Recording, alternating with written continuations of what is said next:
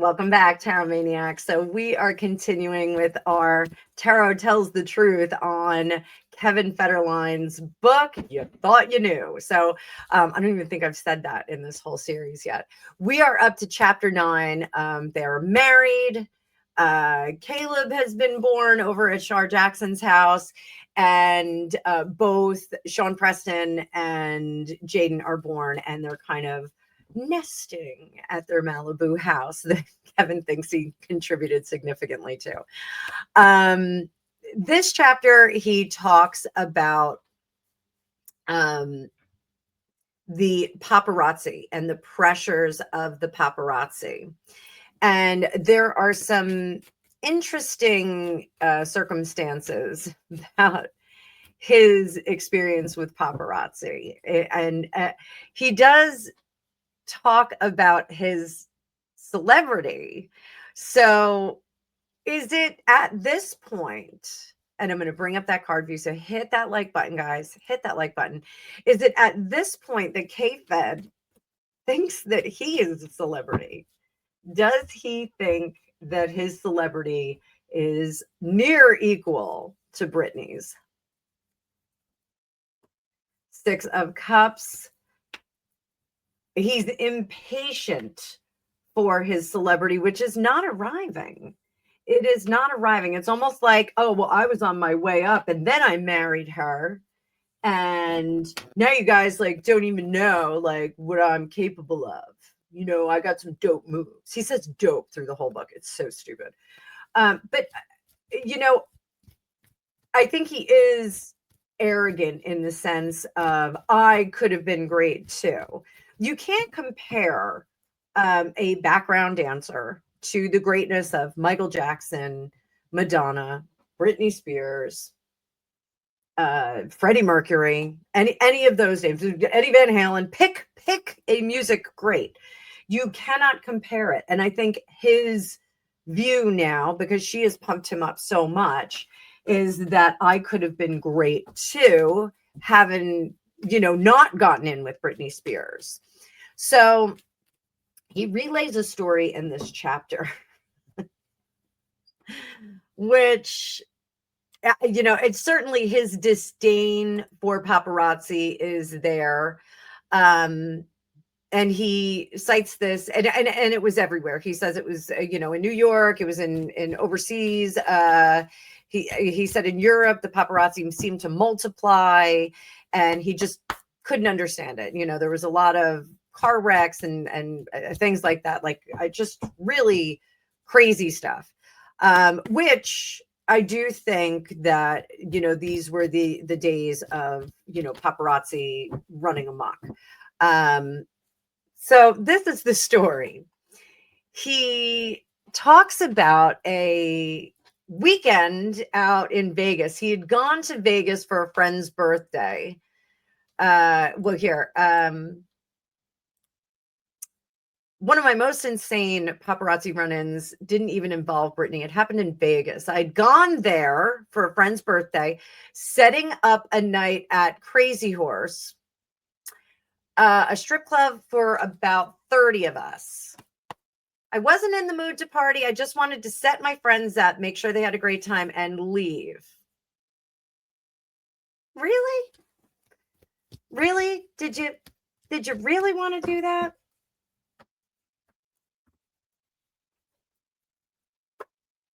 No, that was a lie.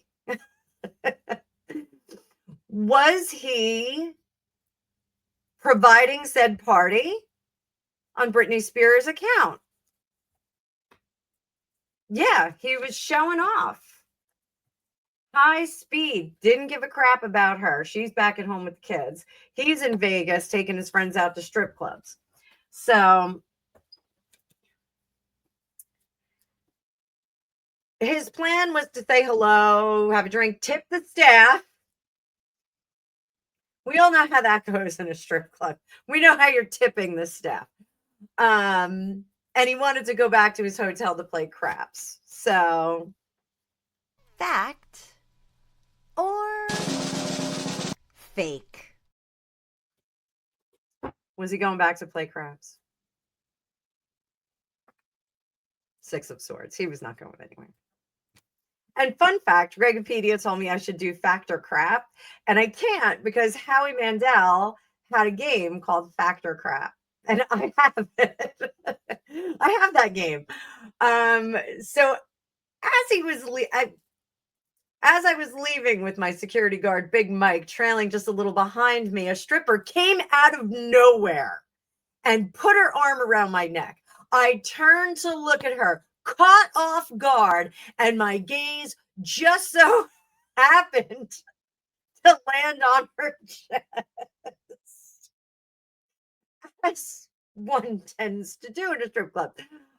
Right as a paparazzo snapped a picture. He thinks that the paparazzo set the whole thing up. Let's find out what that pap was doing there. Pappy, talk to me, baby. What's the story of the pap? Hey, man, he knew what was going down. And the guy did his job. Paparazzi, they have a job. That's their job. They go around, they take pictures, compromising pictures at times, and they publish them and they kind of let the Kraken out. I don't know if you guys remember, there was a time back in the early aughts where like everybody was getting out of cars doing crotch shots without any underwear on, and the paps were having a field day with it. Super, super fun. So this guy knew that Kevin was up to no good. This paparazzo knew he was up to no good, and he was getting in there to get the shot, get some money going, and didn't give a hoot for Kevin one way or the other. Didn't think like he owed him any fealty whatsoever. So I think that's okay. Now they scared the stuffing out of that guy. His security chased him. K-Fed's friends chased him. K-Fed's security put him in a car and said, "Get the hell out of here. We'll take care of it." And then Kevin ordered the car to come back. I mean, this is a lot of chaos. And then the security yelled at him, and it was, all hell broke loose. So let me ask you this, Tarot. Let me ask you this. Why did K-Fed come back? Was his judgment a little off? Why did K-Fed come back? Because he's a fool. And he thought he was a big man. He thinks he's a Mac.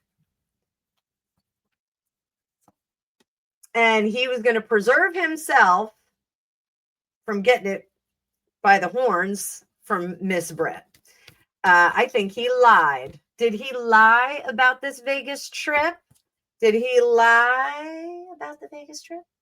We saw it before when he went on tour with Britney, right? Fact or fake? Did he lie to Britney why he was in Vegas? Did he lie to her? Absolutely. Protecting her from the information she needed, kept her out of the sweet circle so he could go have a raucous time with his friends. K-Fed, you are a toad. He really is a toad.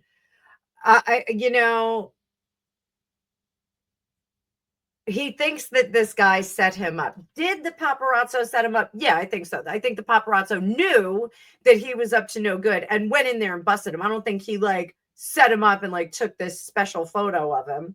So they do say that the paparazzo apparently threw the camera, which I highly doubt too. Did the paparazzo throw the camera or was it removed from him? He did not throw it, but he was scared for his life. He ran back to the club, told everybody, told the security at the club that they were coming after to damage him or take him off the earth plane. And that was when the police got involved and blah, blah, blah, blah, blah. So it was pretty chaotic. I am confident, having been to Las Vegas from LA, that there was some partying going on there. I am confident that they were having a great time. You don't wind up in those circles and in that kind of trouble if you're not up to no good. So I'm going to say that right there. I think he was into some interesting stuff. So he does relay that Sometimes he just didn't feel like going out. It just wasn't worth the trouble. Well, you know what? You're going to get caught. So you're a highly visible person, dummy. He says that the house was a sanctuary, the Malibu house. He could stay there without losing his mind. But sometimes they did get, some nuttiness on the property. They had neighbors like, he name drops Mel Gibson, Matthew Perry, many others. And Jennifer Aniston, I think, has always lived in Malibu. She's a little Malibu Barbie, isn't she? Good latte. So the sheriff's department, he said, in Malibu was a blessing, and that they helped the celebrities out, especially if they were driving around. And one time I was driving, operative word, my Ferrari on PCH, and a motorcycle cop pulled up next to me at a light. He looked back at the paparazzi trailing me and asked, "You need some help?" I nodded, and he flashed a grin and said, "How fast does that thing go?" The light turned green and we gunned it. Fact or fake? Fact or fake? True story? True story. Huh. Well, that's a first. What was that cop thinking? I wasn't really worried about it, that cop. He was get this guy out of trouble. So, all right. So be it. All right. I give you one. He's got one. One true story in the whole book. You know what? I think, to be sure, I think that all of it is a partial true story. I think it really is his experience, and he's looking at it with his own personal lens, which is true.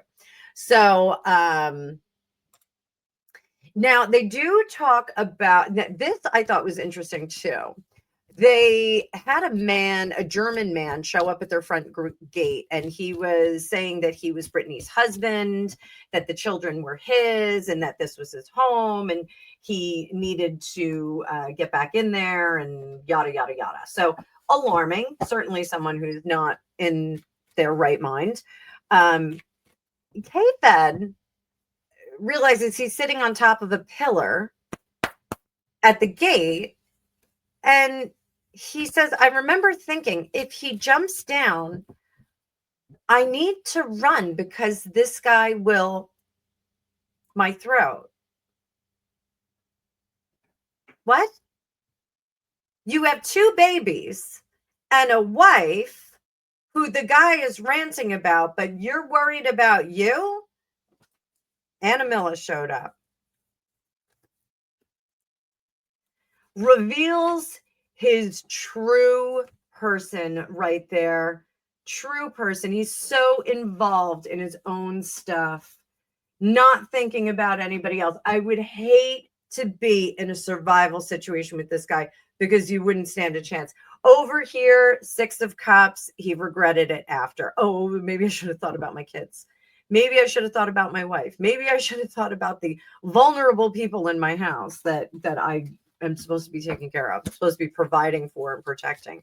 Unbelievable. Unbelievable, K-Fed. So he says the frenzy was next level. Going to a grocery store was a spectacle. Does he ever realize that this is a contributing factor to Britney not feeling safe and secure and mentally sound?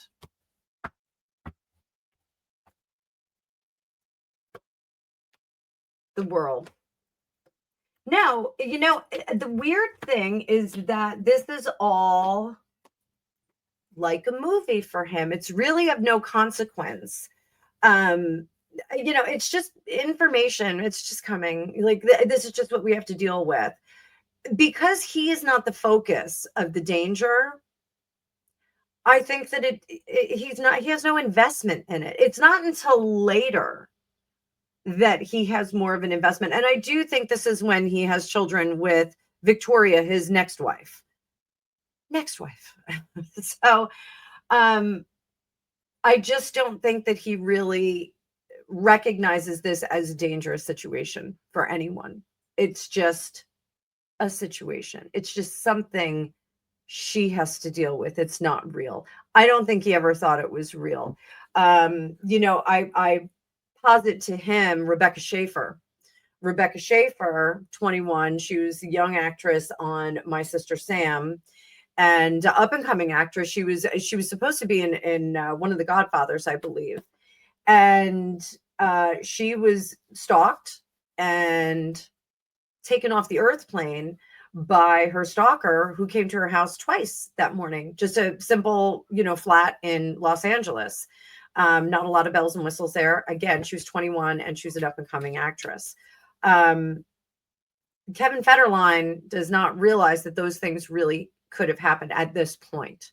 Later, he does start to realize that that is a true and real threat. So we're going to cut this here and we're going to come back. Don't you worry. I hope you guys are enjoying this. I hope you're having fun with this. But for now, we're going to take a little break. I may go upstairs and get some fresh air. I feel like I'm drowning in cave bed. But I hope you guys are enjoying this. Thank you so much. Be sure to like, share, and subscribe. If this is your first time here, howdy, welcome. I'm glad you're here. I hope you're enjoying this. I'm trying to be as impartial as possible, and I hope that you guys can be too. So trying to be kind, but I'm struggling. Kids. I'll see you in the next one. Thanks so much.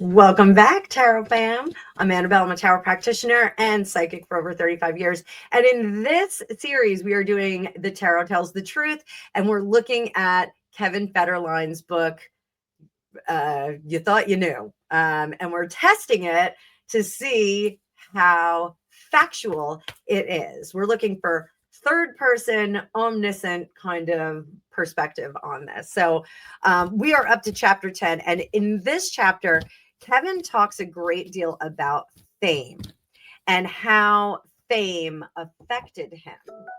And it's in this chapter that he talks about confidence over cockiness has always been my mantra. But I beg to differ. I think he has been pretty cocky. Look at what I got. Look at what I landed. Look at what I did.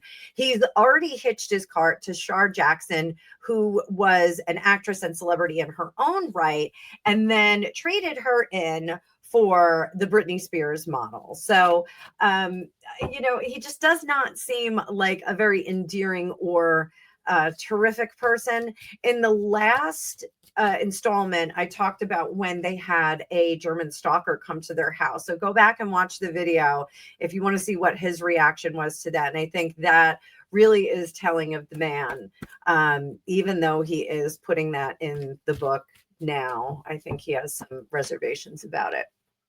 So he says he was leaning into this artist persona I was trying to build. So at this point, they have children. Britney is raising them. What is he exactly doing with himself? Like, what is he doing? I don't quite understand. Justice. Oh, I'm sorry, guys. Let me bring up that card. You hit the like button when I do that. It is one way to let the algorithms know you're interested in what I'm doing. Justice card. So he's trying to even the scales here. That's what justice does. And he's trying to escape the persona of deadbeat dad, because it has been released at this point by Shar Jackson that he left her for Britney while she was pregnant, which is quite caddish, if you ask me. The Six of Wands, very, very much desperately looking for an out here. And we'll see later on, he does all kinds of stuff. And he is getting, including like professional wrestling, like including a whole bunch of things. So, he did a Super Bowl commercial. He got $1 million for that. He thought it was a big deal. But in this chapter, he's talking about trying to find his celebrity footing, and that it was difficult because he was under a microscope and he had that additional bad press from his baby mama. Really, really terrible. In one, just showing you how ill-conceived this artiste persona is. Once I did this Virgin Mobile charity gig with Richard Branson. I love Richard Branson, in Times Square, stepping out of an armored truck in Abraham Lincoln mask to face a crowd of 5,000. Presumably that is from the Point Break series, like trying to redo Point Break. Nervously, I grabbed the mic and shouted, "We're doing it big in 96. That's how he reads it in the book. Oblivious that it was 2006 and not 96. So I don't think he's green. I think he's just meh. Damp squib. So fame itself did not drive him, according to him. Was it fame that he was looking for? Was he trying to get famous? He's no longer dancing. Notice he's not dancing anymore. Yes, he's trying to cultivate money and fame, notoriety. Wanted to be a creative. Oh, too bad. So sad. Not going to do it. He's not the magician, but he's pulling out every trick in the book, and he's living two separate lives. He is not really living a single existence. He's like, whatever you want me to be, like Julia Roberts in Pretty Woman. What's your name? What do you want it to be? Oh, gross, gross, gross, gross, gross, gross. So this is, fame, fame fever. Let's call it fame fever for now. I think he is trying to get really deep in there. How did he feel about Shar releasing that information about him leaving her while she was pregnant? How did he feel about that? Hated it. She ruined my future. She's trying to disrupt my celebrity. I can't believe she would put that information out there. It's not for anybody to know. What did he say to her? 1, 2, 3. Easy enough for you to condemn me in this situation. Now the whole world is judging me, and I'll never get my bag at the end of the day. I'll never get my bag full of coins. I'll never get it. Oh, too bad. So sad. So, he talks about, the public and the tabloids feasting on that narrative. Is he America's bad boy? No, you're just a bad person, not America's bad boy. You don't even get that moniker.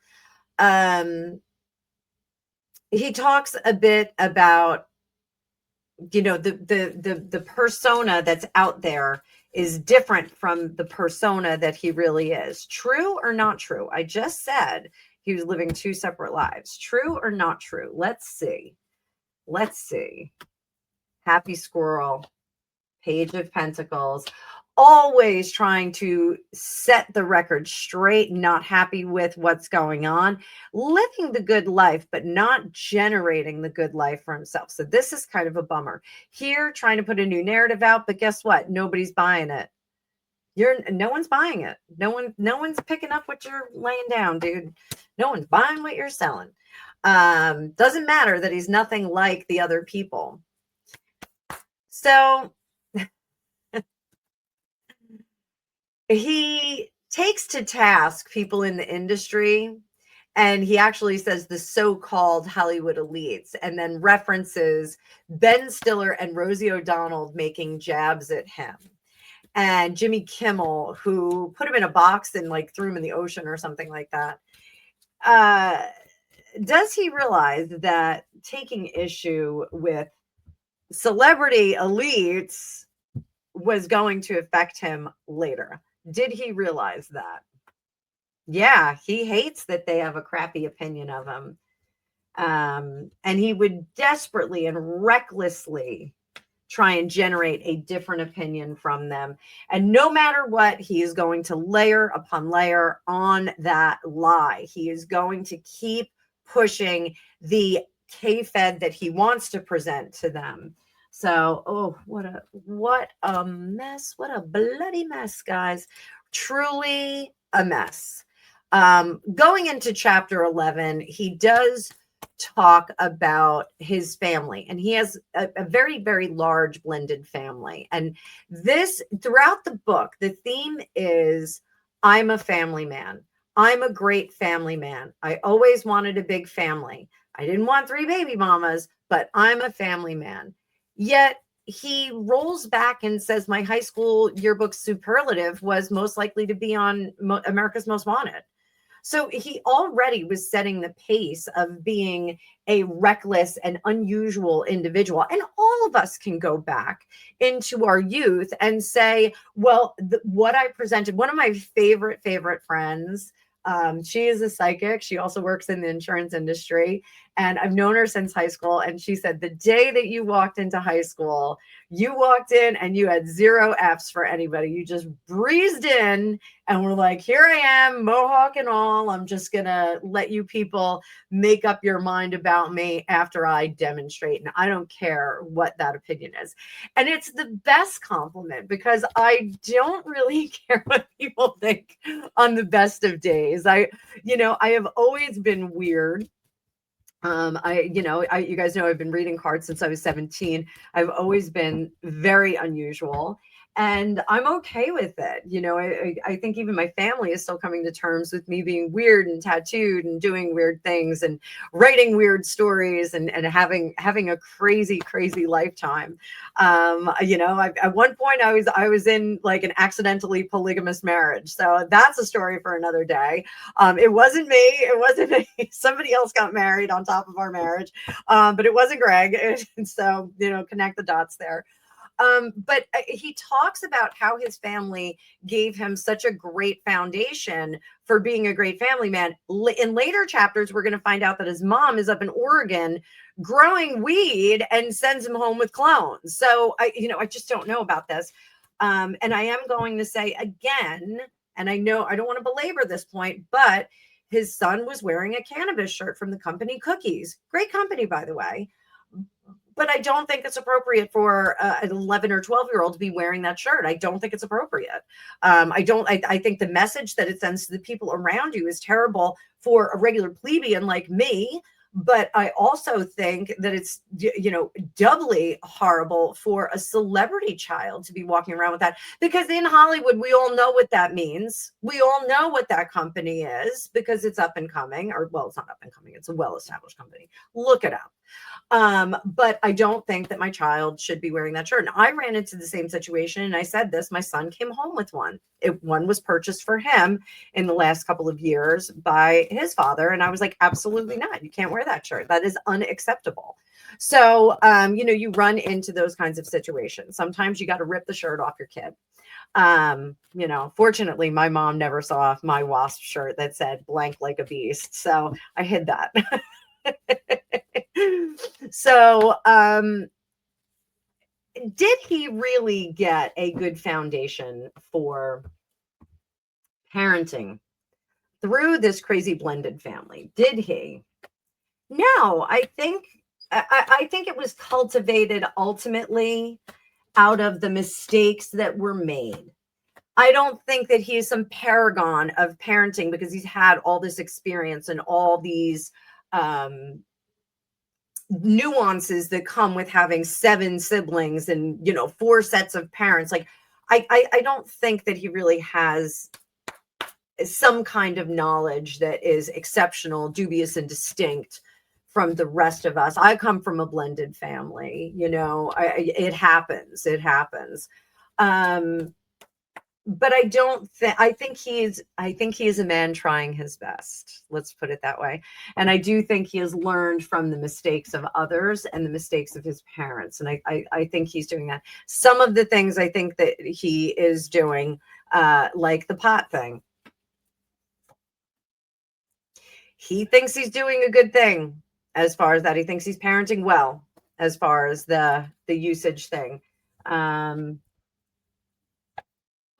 Everybody's doing it. He's buying that narrative. Now, I mean, I am not a teetotaler. You guys know that.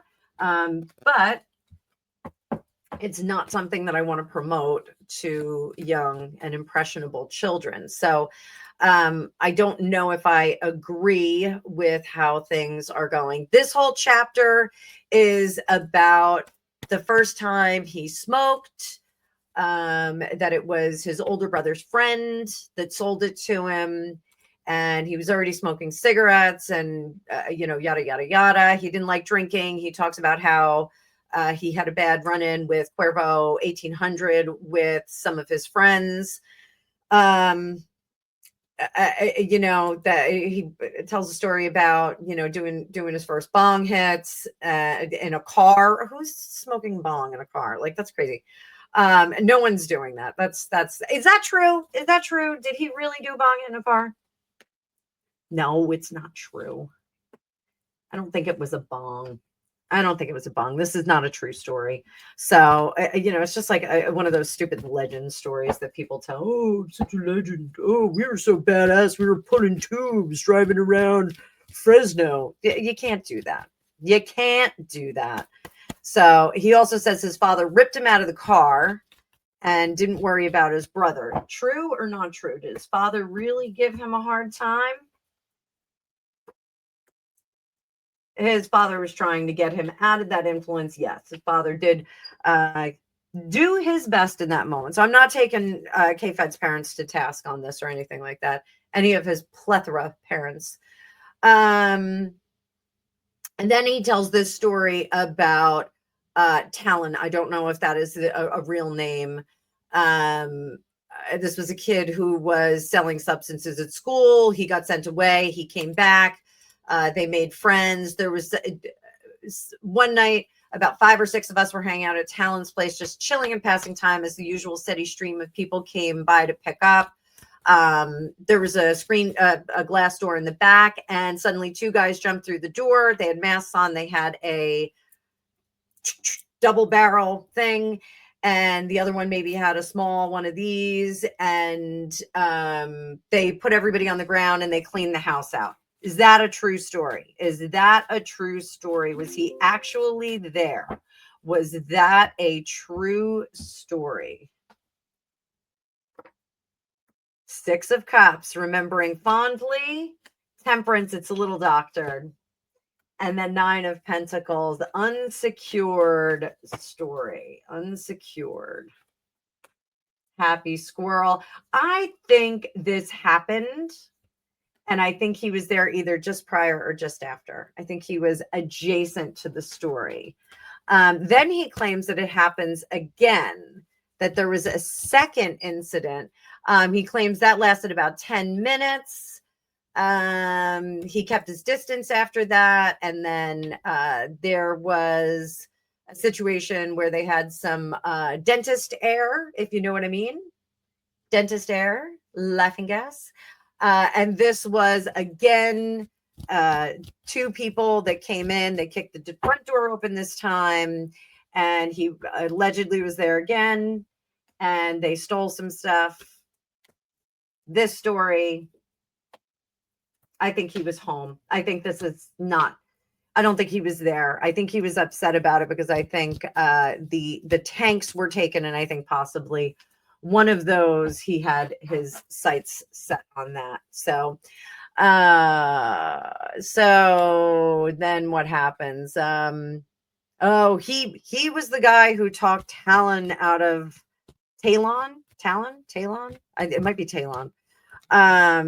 Is he the guy who talks some sense into the boys? Because that's like he's the guy. He was telling everybody you don't want to get pinched. There's a certain cowardice about him, and I do think he kind of ran from the situation and got out of there. You know, I realized that this wasn't the kind of situation I wanted to be in. I told Dee, I don't think I can do this. If it gets real, just drop me off at their spot. Luckily, that's not how it went down. Nobody was there. He dropped him back off at Talon, and left. When he got home, he realized like that was a terrible thing. And he told his friend, you got a target on your back, watch yourself, and blah, blah, blah, blah, blah. He cut ties with everyone at that point, moved out of my apartment and back with my parents for a while to reset. This is when he was younger, just so you guys know. And he wasn't about to live that life. The trauma of those robberies stayed with me. I began suffering panic attacks. Is this true? Any of this true? Is any of this true? Did he live a thug life? Is he really living a thug life? Wheel of Fortune, Knight of Wands, the Moon, Seven of Pentacles. I mean, he had some behaviors. I'm going to say, like, he hung out with some people that got into some ish, but I don't think it was anything to write home about. I just don't think like he was kicking it with the homies. I don't think so. I think this is a story that, he's telling. So now when he finally moved out, he decided to do something safer and decided to start growing weed. This is when he was younger, so it's not legal. And here's the kicker.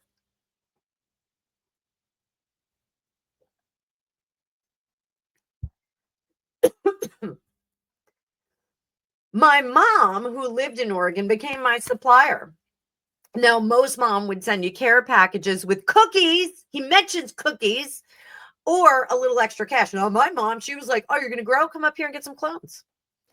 So he went up there and he was surprised that she was like pointing out all of her plants, like proud parent at a science fair. And he was like, not only was my mom supportive, but she was like the unofficial CEO of my operation. True story. 8 of Swords, 4 of Swords, looking true. Page of Cups. 4 of Wands. True story, good story? No. This is not a good story. Mom should not be doing this. This is not what you should be doing. So unbelievable. Once again, Kevin Federline is running a business that he's not very good at. And he is basically smoking more than he's selling. Had a day job at a pizza place that allegedly covered his rent and bills. So he reconnects with one of his friends, Jimmy, and brings Jimmy over because Jimmy says, you never let me over there. That is one of the things, like back in the day, you didn't want any of your friends over if you had some action going on in your basement or your closet or your spare room because you didn't want people coming in or blabbity blabbing. And that is the secret to growing underground. So he brings Jimmy there and he walks him into the grow room to show off, which is the first step to getting busted. And Jimmy, he dropped to his knees like he'd seen a religious vision, lay down and started humping the floor. Classy. And all I could say, it was like a kid at Christmas. He thought it was hilarious. And he says it wasn't long before his life went in a different direction. What precipitated that?